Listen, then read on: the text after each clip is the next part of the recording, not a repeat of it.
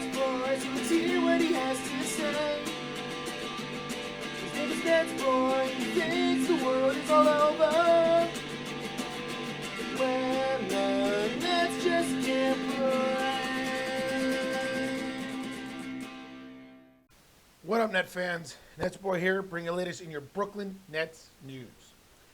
All right, so the Nets, the last 4 games, went 1-3, despite me hoping that they would go at least 3-1. Of course, why not? But, you know, a lot of it had to do with the fact that Kevin Durant didn't play in 3.5 of those games, as we all know, because of, once again, safety protocols and him being in contact with someone who had tested positive for COVID, all this stuff, and so on and so forth. But overall, the Nets still should not have done worse than 2-2. So let's just dive right in. Let's talk about these games and what we saw. So it started with a game against the Raptors. Raptors have underachieved, in my opinion, this year. They're a much better team with their record are. You know, I think they have a lot of good players, and they're eventually figuring it all out. And that game, you know, was just weird from the beginning, right? So Kevin Durant told he can't start because they're waiting to hear some results back for a test. So he wouldn't start. They clear him. He comes off the bench. He comes in and then plays like 2 quarters, and then all of a sudden gets told that, no, wait a minute, the person whose test we were waiting for, they came back positive, so you have to go back into quarantine. So they pull Kevin Durant halfway through the game.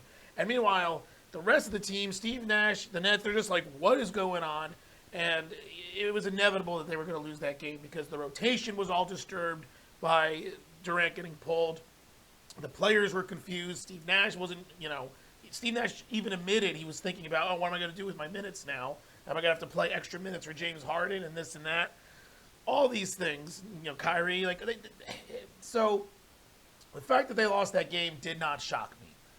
They still should have won that game in my mind because I still would say they're better than the Raptors, but because of the chaos, I give it a pass. I'm like, all right, there's a pass on that terrible loss. Then they go play the 76ers, and the 76ers game was just, no Durant because of protocol, and then Kyrie Irving all of a sudden has a hurt finger, which no one heard about until just now, and you're going into this game, you're like, oh, God, it's just going to be James Harden and the rest of the Nets against the Eastern Conference leading 76ers. So, look, that game didn't shock me either. James Harden, listen, James Harden is what he is. He can't carry a team. Even when he was with Houston, he had some decent role players to help him. And without those role players, James Harden and a bunch of mediocre players, except for Joe Harris, really, and maybe Jeff Green, is just not going to cut it. So that game was just a disaster, and I knew that was going to happen. The Nets kind of kept it kind of close before the 76ers pulled away at the end, and you could tell Steve Nash threw in the towel early because he pulled James Harden with still like 8 minutes to go, down 15. I think Steve Nash just knew it wasn't worth, running James into the ground to try to get them to come back to win this game. I get it, but my argument to that is, because we know the reason behind things like that is, with this Nets team, it's not about the record. It's about getting to the playoffs, right? Because we know that they just want to get to the playoffs healthy and ready to go because they should be a playoff team. So that's why Steve Nash is trying to figure out these rest days and these rotations, and he pulls James Harden in that 76ers game. And I get it. And I agree with it to an extent. But at the end of the day, you got to win some damn games, all right? They're 15-12 now, but at that point, they were 14-10. You got to continue to build because here's the problem, and this is my fear. Because of the James Harden trade, you got rid of your depth. Remember, beginning of the year, I talked about how the number one thing about this Nets team was its depth. It's why I thought the Nets were going to finish with one of the best records in the league because of injuries and COVID protocols. As we're seeing, they will have the depth to overcome those players being out. Nets don't have that depth anymore, okay? They don't have that depth. They have players, but not at the same level. So when Kevin Durant goes into quarantine because of contact tracing, when Kyrie Irving hurts his finger, you just have one star player, James Harden, and a bunch of crappy players. And that's not going to cut it. And why is that not going to cut it? Because you're going to lose more games. And listen, the Nets are seriously one serious injury to one of their big three away from going from championship contending team to a team that's going to barely be able to make the playoffs. Because two of the superstars is good enough for them to win most games, but not all games. And it just takes one of them to have a struggling game for them to not be able to win. And that's why I didn't like this trade. I mean, there's a number of reasons why I didn't like this trade. And this is another reason, because we saw it. Kevin Durant, quarantined, protocol, Kyrie Irving, hurt finger. Who's playing against the best team in the Eastern Conference? Just James Harden, Joe Harris, and Jeff Green really are the only relevant players. And DeAndre Jordan, sort of, because Steve Nash still thinks that the best solution to the Nets team is to bench their only okay big and go to a small ball with Jeff Green as the 5. When you don't even have Kevin Durant. Small ball lineup, like seriously. Like, that small ball lineup really is not good, especially when you don't have Kevin Durant. Steve, what are you thinking? Like, I get it. If you have Kevin Durant, I can get behind it a little bit because Kevin Durant is a solid rebounder and a decent defender. But when you take him out of the equation and you start, whether it's Bruce Brown or Luwawu Cabarrot or Landry Shamet, and Jeff Green is the only actual kind of big out there, it's a disaster on the defensive end, worse than it's ever been. Yet Steve Nash still loves to do it. And the 76ers game, we got to see Novell Pell play a little bit because obviously against Joel Embiid, they needed more size than DeAndre Jordan. And Pell blocked some shots, but, he looked all right, but at the end of the day, James Harden, bunch of schmucks, they lose. Then it comes the Pistons game. So Kyrie Irving comes back from his finger injury. Still no Kevin Durant. And you're saying to yourself, Pistons, worst team in the basketball, have the worst record. Now, we already know the tendency of this Nets team against teams with the worst record in basketball, a.k.a. the Wizards, which they played twice, lost both times while they had the worst record in basketball. Now, a new team has the worst record in the NBA, and that is the Pistons, and they play the Nets. And so, of course, what happens? The Nets lose. And not only do they lose, they get embarrassed. Down by 20 in the first half. And they allowed the Pistons to shoot 56%. The team that has the worst field goal percentage in all of the NBA got to shoot 56%. I got an idea. Let's go to that small ball lineup with Jeff Green as the center. That's going to help this team out a lot. Are you stupid, Steve? It just drives me nuts. This team's issues is rebounding and defense. Stop going to this damn small ball lineup, which doesn't help you defensively at all. It's unbelievable. So that game was an embarrassment. Kyrie struggled a little bit. You can say the hurt finger. James Harden was okay. No one could play a lick of defense. Nets just get embarrassed by the Pistons. And, and it's just like this could be the all-time low point.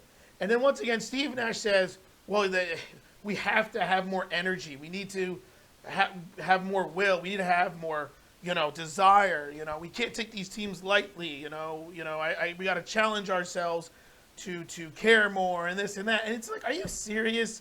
Is that really the issue with this team? Is that they just don't care or they don't show up to play? That's an embarrassment if that's really the reality. Like, I'm here trying to say it's a small ball lineup situation, and Steve Nash is out there saying it's about determination and wanting to do it. That's worse. That's worse. I'm trying to give him an excuse. Steve Nash is saying that's not an excuse. This is not the reason. They just don't care. And it's just like, damn, that really looks bad. And, but you want to know something? I guess there might be some truth to that. Because after the embarrassing loss to the Pistons, they then play the Pacers. And what do the Nets do? They have their best defensive performance of the year, holding the Pacers to 94 points. They were up by as much as 36 in this game, the Nets were. Holding the Pacers to only, I think, something like 30 points or something ridiculous like that in the first half. It was incredible to see this team buckle down on defense and just do what they're supposed to do. But I'll tell you why they really succeeded in that game against the Pacers. DeAndre Jordan played 36 minutes and not only did he play 36 minutes, he played good defense. Wait, what? What? Your best big defensive center plays a lot of minutes and the team plays better on defense?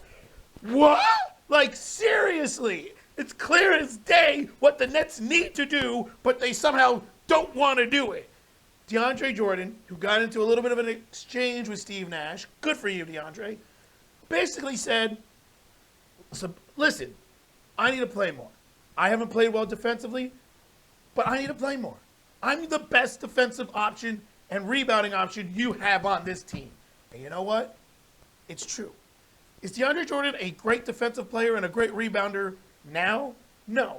He's not nearly as good as he once was, but he's still the best option at this point on this Nets team.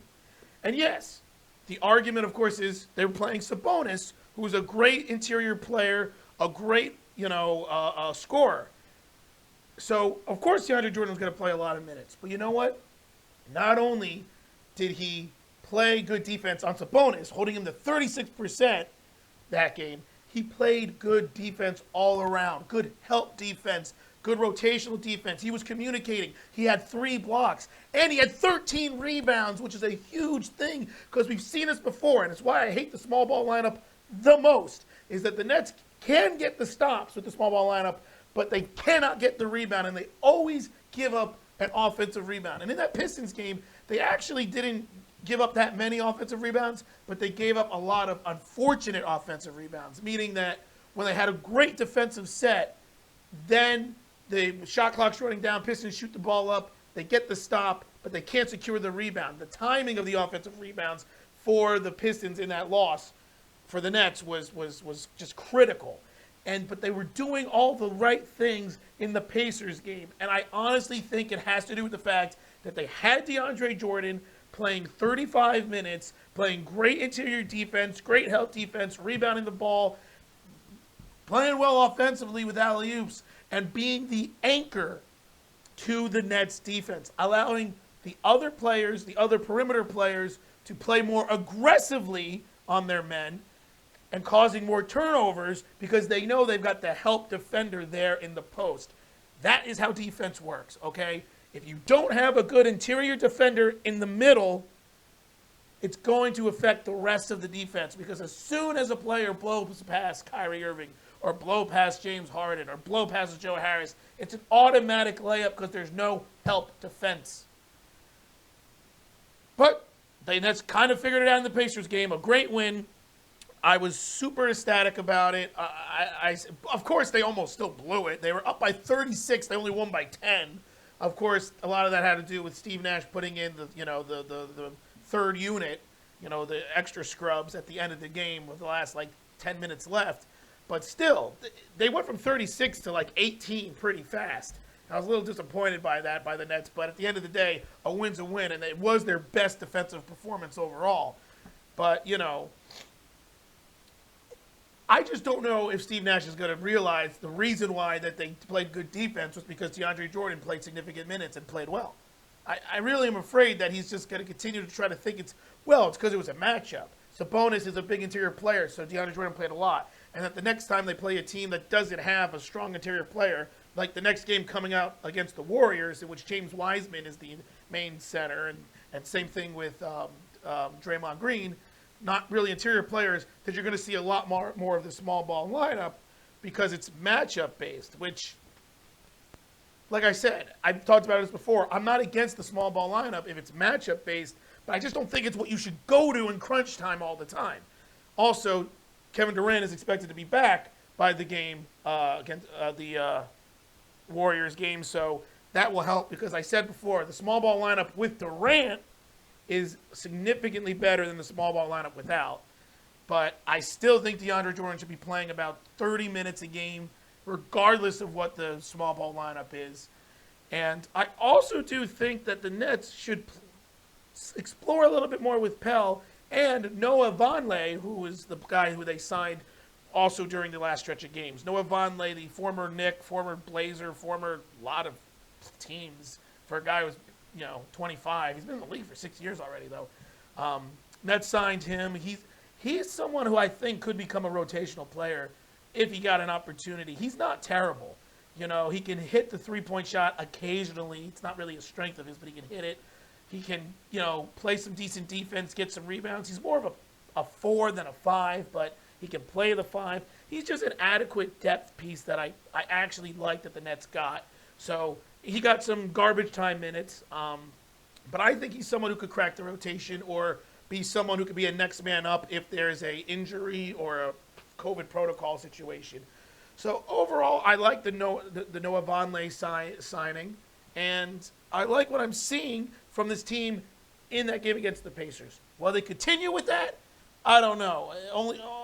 We'll have to wait and see what Steve Nash actually does. So, a 1-3 stretch the last 4 games. Not what I was hoping for, but like I said, with everything that happened with Kevin Durant not playing, being pulled out of the game, the injured finger to Kyrie, though he played. Kyrie was incredible though in the Pacers game.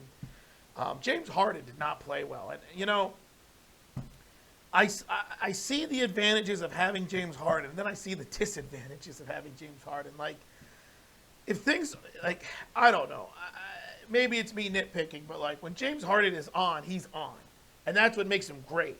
But when he's not on, he really struggles, and when he really struggles, he has this I could be on mentality and takes some pretty bad shots, and then starts trying to do too much. He goes in that category of you're doing too much, bro, which I've talked about in previous NetsBoys. I usually put Spencer Dinwiddie there as you're doing too much, bro. Because I used to say that in the past. And James Harden kind of goes in that category where you're doing too much, bro. But it's hard to argue with that because when James Harden is on, he is one of the best players in the game when he's on. So I get it. But when he's having 7 turnovers a game, which he had in that stretch, right, and he's not making his threes, and he's not getting his foul calls, which is one of the things that he tries to do. He tries to draw fouls sometimes more than he actually tries to make the basket, and I really don't like players like that. If he's not getting the foul calls, he's not making his threes, and he's turning the ball over too much, not that he's bad, because he's still a capable player. It's just he's not nearly at the same level as what we hoped we see from him, which is fine because they have Kyrie Irving who can score and do everything as like he can, just not quite as well when it comes to playmaking. And then Kevin Durant when he comes back. So it's not the end of the world. But he's struggling in those games. But Durant's supposed to be back Friday. Well, so he'll be able to play Saturday. And let's see what this Nets team does. Let's see what happens moving forward. Now, let's look at the next couple games. Starting with the Warriors Saturday night. They're going on a West Coast trip. Look, I really think the Nets should win this game. Durant will be back. The big three will be the whole big three will be playing. Maybe Steve Nash will understand this playing DeAndre Jordan 30 minutes, even though I don't think it's going to happen. I still think you're going to see that small ball lineup a lot more. Whatever. But that's a winnable game. They should win that game. And then they have the Kings. Kings are a dangerous team, but once again, the Nets are better, so they should win. But once again, this team seems to play down to its competition. Then they have the extremely dangerous up-and-coming Suns, a game that, once again, the Nets are better than, but anything could happen because the Suns are really a different team than what they were in the past with Chris Paul and Devin Booker playing the way they've been playing and all that stuff. But once again, I think the Nets should win. And then they have the exciting game that everyone's going to be watching, everyone's going to care about, and that's against the Lakers Thursday night. I'll probably do a NetsBoy episode after that Lakers game. It's a good time to do it. I'm going to say that's going to be a loss. I think it's on the road. It's against the Lakers. The Lakers are going to be ready for the Nets because this has been the talk, has been like, oh, it's going to be Lakers-Nets, Lakers-Nets. I think the Lakers are going to come to play. But as we have seen with this Nets team, they play better when they are playing the better teams. They're 7-1 against teams over 500, and that one loss was against the 76ers that we just saw when it was just James Harden, right? So I guess you could assume the Nets are going to win that game, but I'm going to say that's going to be a loss. So once again, a 3-1 stretch The next 4 games is what I expect from this Nets team, and it's what I hope from this Nets team. But I have learned that this Nets team can go any direction on any given night because apparently, according to Steve Nash, they just don't care enough, and they need to have some pride and show up every game. That, like I said, is an embarrassment. But there you have it. Let me know what you guys think. Let me know what you guys think about the Nets signing Noah Vonleh. Let me know what you guys think about the fact that DeAndre Jordan actually playing significant minutes is the key to the team defensively. Let me know if you want to see a little bit more of Vonleh and Pell. You know, all your disappointment with the Pistons games, whatever. Let me know what you guys think. And keep your eyes open to the next NetsBoy episode. Like I said, it'll probably be after the Lakers game. So until then, let's see what happens with this crazy team that is just amazingly inconsistent, apparently. And, yeah, till then, this is NetsBoy, signing off.